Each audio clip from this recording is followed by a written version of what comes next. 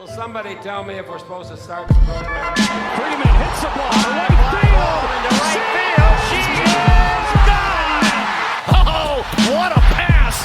Doncic, perfection there on the assist. A little magic from Doncic. Stafford takes the shoulder, takes a shot downfield. It is caught by Nakua. He picked him on his shoulder and made the catch. One of a kind player. One of a kind season. Shohei Ohtani starts the 50-50 club. Diving in on the count. LeBron James at the buzzer. This game's in the Admiral refrigerator. The door is closed, the lights out. Butter's getting hard, the eggs are cooling, and the jello is jiggling.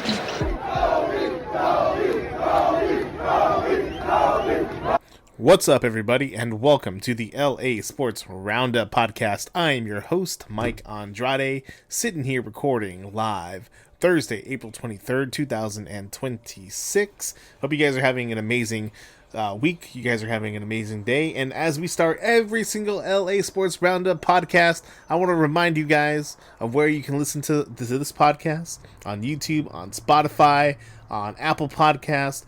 But guys, make sure that wherever you are listening, you hit and subscribe to us. It is crucial that you do that for our success and your success, because you're not going to want to miss anything that we have coming out. You're not going to want to miss anything of it. So do yourselves a favor. Go ahead, hit that like button, hit that subscribe button. Also, do yourselves a favor.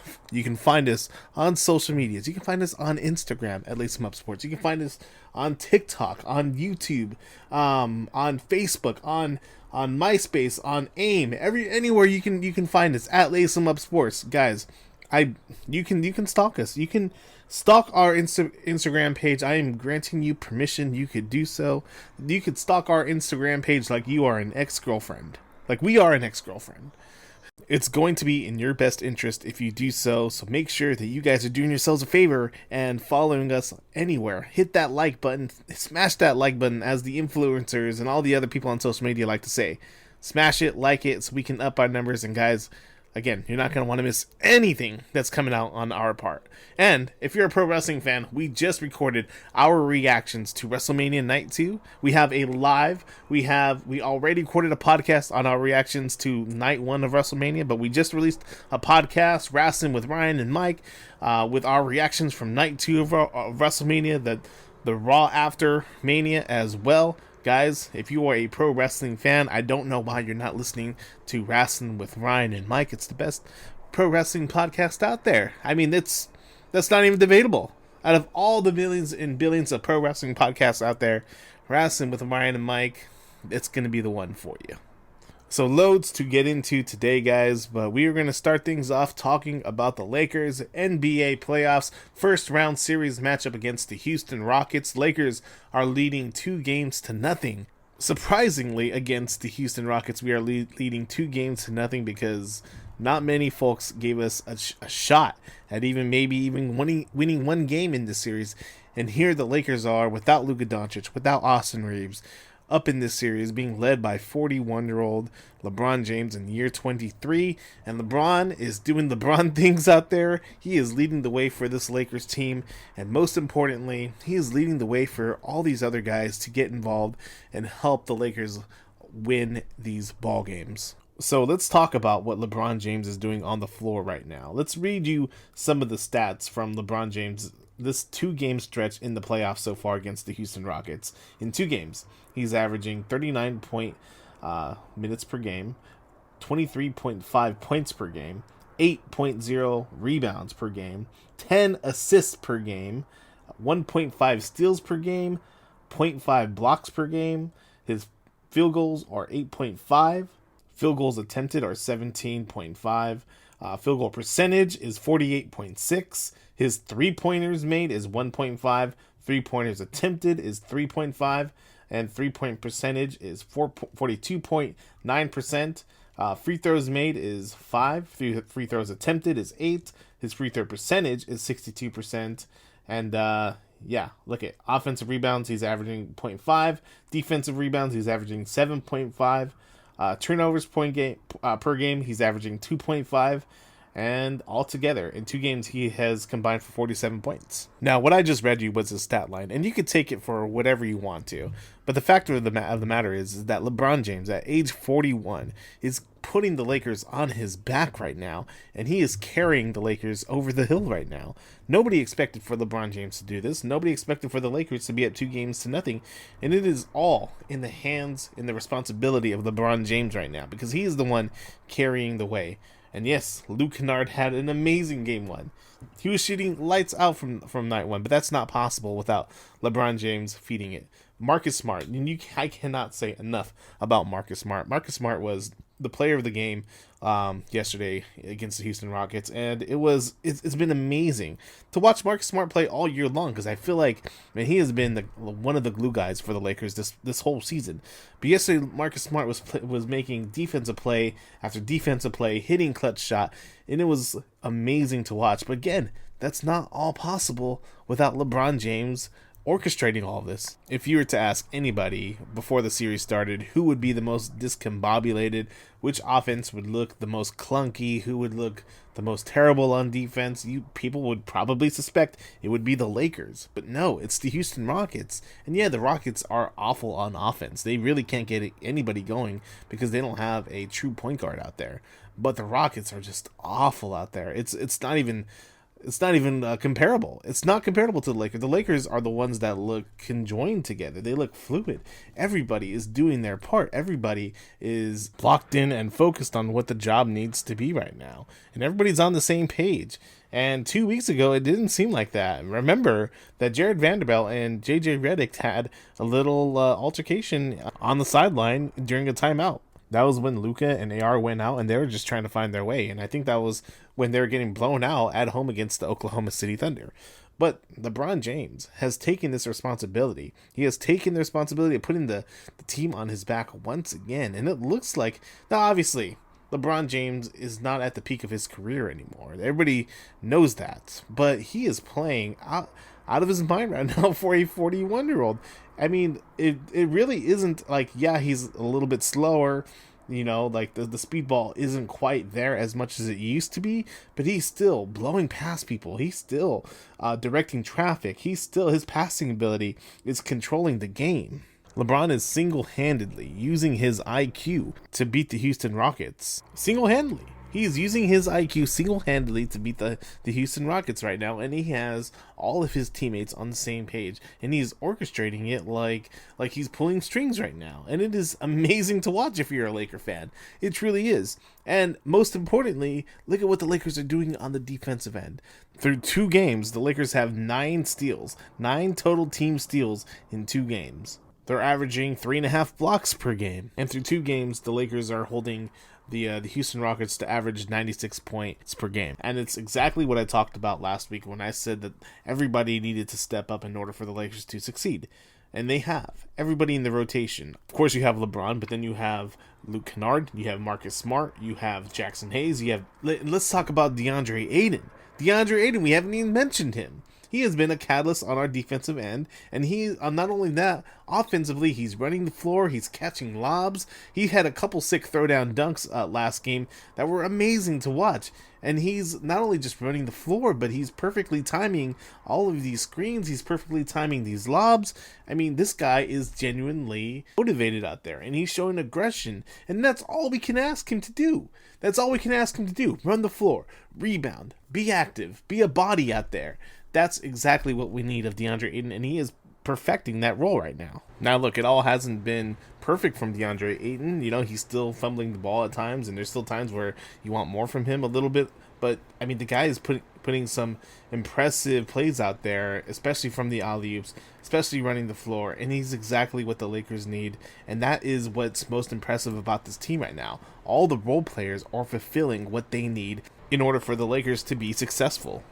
And you know what? Give a lot of credit to GM Rob Pelinka for bringing in these guys, and guys that seem like almost afterthoughts. I mean, you take Marcus Smart, for example. He was playing in Washington, he was playing in Memphis, and it seemed like, he was dealing with a lot of injuries, of course, but it seemed like his best days were behind him.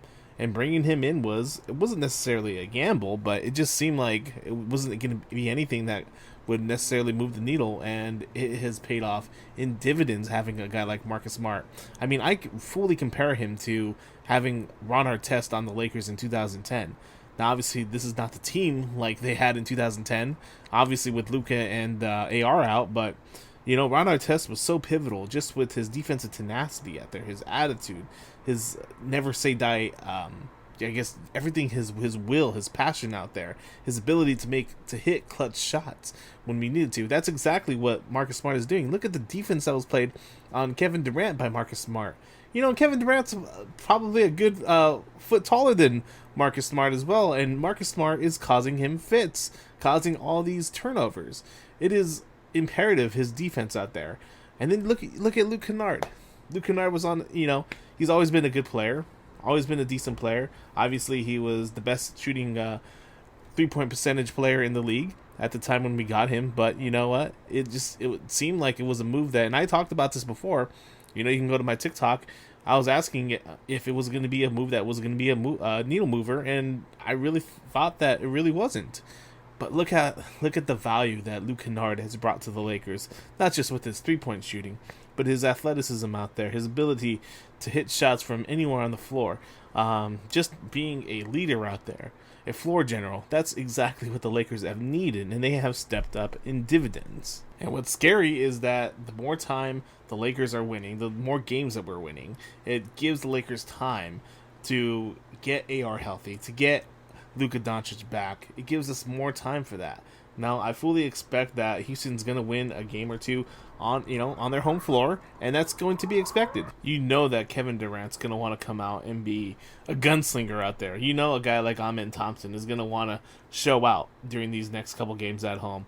You know, a guy like Tari Eason, Reed Shepherd, and all these guys, because they have been embarrassed at the Crypto.com arena by the Lakers, and so they're going to want to be back home. They're going to want to show out, and so I fully expect that they're going to come out and they're going to want to put it on to the Lakers, because the Rockets were the huge favorite going into this series, and that has totally flip-flopped from what we even thought a couple days ago. So you know that the Rockets are going to come out guns blazing during games 3 and 4, but it's going to be up to the Lakers to continue to put their foot on the gas here and not let up.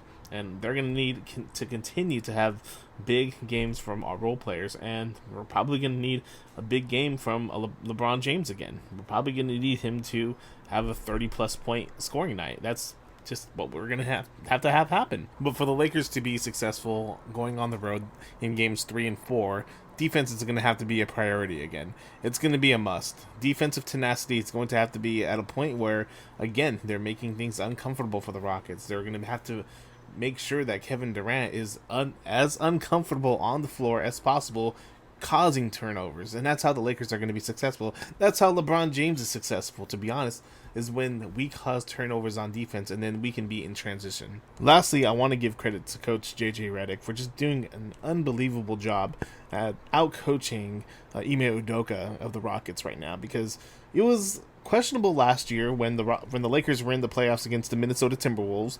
JJ was severely outcoached by Chris Finch, and look, you know, JJ took it on the chin.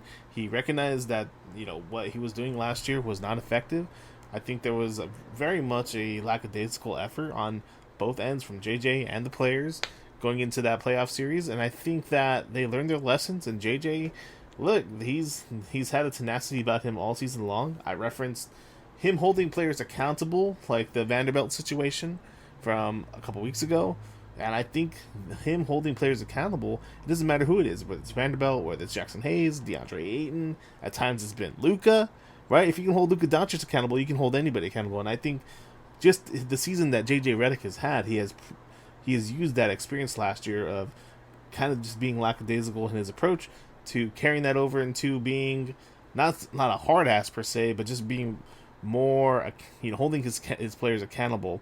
And I think that has really, really paid off in terms of the effort that these guys are putting through. And he has put these guys in the right positions to succeed. And I think JJ Redick deserves a lot of credit for the Lakers' success right now. But that said, JJ is also going to have to pivot in terms of what the Houston Rockets are going to counter with. You know that Ime Udoka is going to try and make adjustments for the Rockets. So what can JJ Redick do to counter all those adjustments? Or does he stay the course? It'll be interesting to see in that regard. But with that said, the Lakers have done an amazing job in the first 2 games, and they have won both their games at home, and that's what having home court advantage is taking advantage of that and getting these victories on your home floor. They're going to have to go in on the road now and do the same things, and just, I would say, step it up a notch too in terms of their defensive tenacity. They're going to have to go out there and prove that on the road. In essence, the Lakers have 5 games, 5 opportunities to get 2 more wins. You obviously don't want to go that route. You want to be able to split the next 2 games on the road and then come back to home. I was going to call it Staples Center. It always will be Staples Center. But you're going to have to come back to Crypto.com Arena and close it out there. Because the last thing you want to do is give the Houston Rockets any kind of momentum. And then, God forbid, that they have the momentum and let's say they have a Game 6 on their home floor where they could close it out. Or you just, in any kind of Game 7 situation, you don't know how it can go. So the Lakers need to do themselves a favor at, at least getting 1 win out on the road during the next 2 games and then just closing it out at home. I think that's going to be our best bet in order for us to move on into the second round. Obviously, if we were to be lucky enough to win this series, get to the second round, we'll cross that bridge when we get to it. But it's the Lakers' goal right now to get a playoff series win right now, and I think that'll be huge for this team. Just getting a playoff series win would be the goal. For right now, once you get to the second round, we'll deal with those monsters when we get to them. But right now, the focus is closing this one out, getting 2 more victories, and getting a playoff series win in the first round. Last week, the LA Clippers lost an NBA play-in tournament game against the Golden State Warriors 121-126, where Stephen Curry hit a dagger 3 to send the Clippers home, and the Clippers unfortunately did not even make the playoffs this year. And you know what? I give a lot of credit. I know I hate on the Clippers. I always call them little brother. I always say that they're second rate to the Lakers, and truth be told, they are. But I got to give a lot of credit to the Clippers this year in fighting back, and they were over 500 this year when they started the year way down under 500. It was laughable. But the Clippers made it all the way back to get in position for the NBA play-in tournament, and it just didn't go for them. But this is not the reason why I'm talking about them. Some more information, if you guys remember way back when the season began, Clippers owner Steve Balmer was a part of that aspiration deal where it seemed like they were paying Kawhi Leonard under the table and the NBA was investigating it. It was a whole thing. But some more news came out of that this week. I'm going to read you an article from the Orange County Register. This one is written, let's see here, who's it written by? Janice Carr of the Orange County Register. I'm going to read you an article here. Clippers owner Steve Balmer said in a social media post Tuesday that he was duped into signing an agreement with Aspiration, a green financial company, in a move that ultimately cost him millions of dollars and harmed his reputation. The 70-year-old billionaire stated that he initially invested in Aspiration because he believed the company aligned with his environmental values and beliefs, and he, like other investors, was deceived in the viability of the company. 5 years ago, I invested in Aspiration, a company focused on environmental sustainability and a cause deeply important to me and my family. I also bought carbon credits and trees through the company to reduce the carbon footprint of the Clippers Intuit Dome, the Kia Forum, and all of our fans' Patreons. Balmer said in an official statement. Aspiration founder Joe Sandberg engaged in fraud that injured many and eventually took the company down. I was duped and feel silly about that. Everyone who believed in Aspiration, including employees, customers, and investors, was also duped. Everyone is still tallying the losses. So, he's pleading the fifth here. He's saying he has nothing to do with it. The social media post comes a day after ESPN reported that Sandberg had 2 in-person interviews with provided documents and relevant information to the NBA as it investigates whether Balmer and the Clippers use Aspiration to compensate star forward Kawhi Leonard and circumvent the league's salary cap rules. Balmer posted these comments along with a link to his letter sent to the judge in the case ahead of Sandberg's scheduled sentencing Monday. Sandberg pleaded guilty to charges of wire fraud in October, defrauding company investors by falsifying Aspiration's financial statements along with other Aspiration board members, Ibrahim Al-Husseini, Also, fraudulently obtained $145 million in loans from two banks. In the letter, Balmer's attorney David and Kelly accused Sandberg of targeting Balmer because of his philanthropy and well-known commitment to the environmental stewardship. Sandberg says convinced the Clippers organization and Balmer's financial advisors, like others, that Aspiration was a financial rising star with a roster of brand name investors. According to the letter, at the time, Aspiration's financial records reflected that the company had a portfolio of $1.5 billion to $2 billion in credit, and on top of that, Balmer and Aspiration agreed to a lucrative sponsorship deal in which Aspiration would commit more than $300 million to become the founding partner of the Intuit Dome.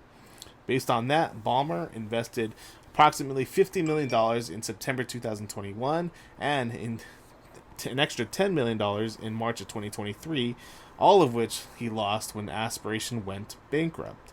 Balmer's attorney also alleged that the owner's relationship with Sandberg led podcaster Pablo Torre to investigate the matter.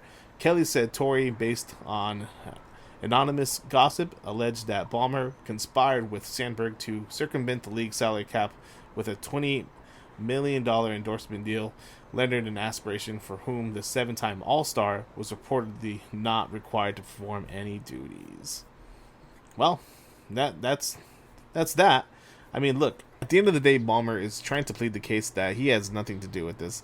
He basically is saying, yeah, he donated money to this company that he invested in because he felt like it was going to be something profitable for him. It felt like it was something that it was near and dear to his heart. And he's claiming that all the money that he did invest into it has been lost since the company went bankrupt. And you know what? That's definitely possible. But I still think at the bottom of all of this, do you really not think that there was any kind of discussions, or that there was not any kind of discussions about, hey, maybe we can pay Kawhi Leonard under the table and let's just keep it hush hush? Of course, I feel like, of course it was. Where there's smoke, there is fire. Don't believe Balmer, saying that he had nothing to do with this. He was duped. He was made to feel like an idiot because he had no idea this was going to be going on. That obviously didn't want the company to go bankrupt and all these filings to be reported and everything to come out. That was not what anybody wanted out of all this. But of course they knew what they were doing. Of course they knew that they were going to pay Kawhi Leonard through. Of course, somebody whispered it into probably Balmer's ear, and he was like, you know what, maybe we can get away with this. I could totally see that going on. I could totally see it. You'd have to be naive enough just to think that wouldn't be possible, because of course it is. The fact of the matter is that the NBA is still making a decision on whether they're going to have ramifications on the Clippers for if they find them guilty in terms of if they circumvented the salary cap. If they do find them guilty of that, it's going to be very, very big penalties in which going to cost the Clippers greatly. You're talking about draft picks, you're talking about fines, you're talking about losses there in terms of they're not going to be able to recuperate in a short amount of time. It's going to take them a long time to be able to recuperate from that. But let's see what ends up happening. I'm pretty sure that it's already been almost a year since the original story about Pablo Torre came out. And so let's see what happens with the Clippers in terms of if there's going to be any sanctions held against them. And we'll see what happens.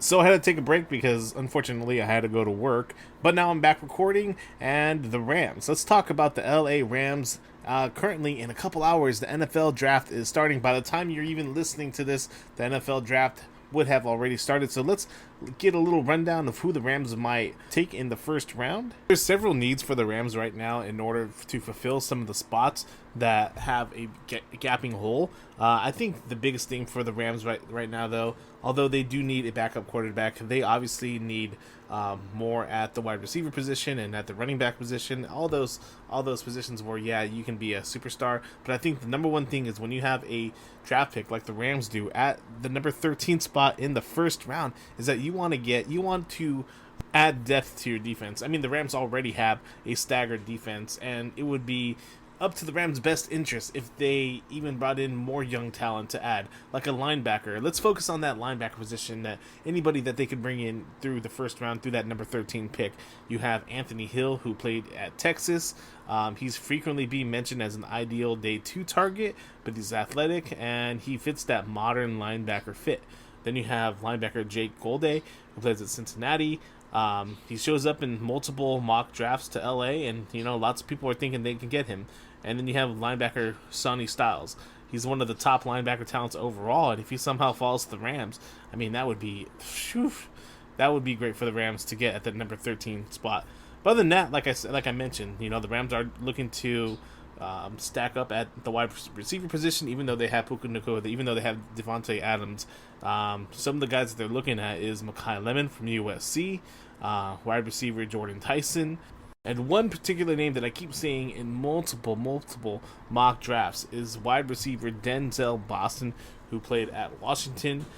He's a deep threat option, and you can definitely do some damage with him. I mean, look, he would probably fit into that Jordan Whittington spot that the Rams held this past season. But Denzel Boston, that would be a great fit for the Rams at the wide receiver position, already adding so much depth to that position as well. So those are just some names that we're throwing out here, but let's see who the Rams take in day one of the NFL draft. The draft is such a big spectacle, and I'm sure that, look, at any of these teams would be lucky to have any of these players. But let's see who the Rams get. And lastly, about the LA Rams, the Rams have done an overhaul on their uniforms. They basically have simplified the uniforms. From far away, you would basically look at it and be like, what's different about it? Because the color schemes are still the same. It's basically the same kind of logo, the same kind of numbers. You would look at it and think, well, what's different here? But if you actually really look at it closely, you can see that there's some refinement in the minor details of the new uniforms. The truth be told, that they really didn't need to adjust anything with their uniforms. The only thing that I would have gotten rid of, and honestly, it really needed to go, was those bone uniforms. Those gray uniforms just didn't mesh at all with the Rams' colors. I didn't understand at all why they would go with a bone gray uniform when they could have just had those black uniforms as an alternate to begin with. Or they could have had those yellow jerseys that they had about a decade ago, which I think they were they were the uniforms that they wore when they played the Kansas City Chiefs. I forgot what they were called, but those uniforms were pretty cool. Those yellow uniforms with the purple numbers, it kind of looked like Laker colors. It looked like a little something different, but they could have went with that instead. But I don't understand why they ever had those bone uniforms. Those needed to go, and thank God those are gone now. So the Rams are sticking with traditional royal blue. They also have their white jerseys with the purple numbers, and then I think they're going to continue to go with the black jerseys that they introduced last season with the white numbers, and I think they may have one more surprise in there, but no more bone, and that's good. But it's basically just adding in a simplified jersey font. They kind of removed the nameplate at the patch that they have on the side of those jerseys. It looks a little less cluttered, a little bit more classic.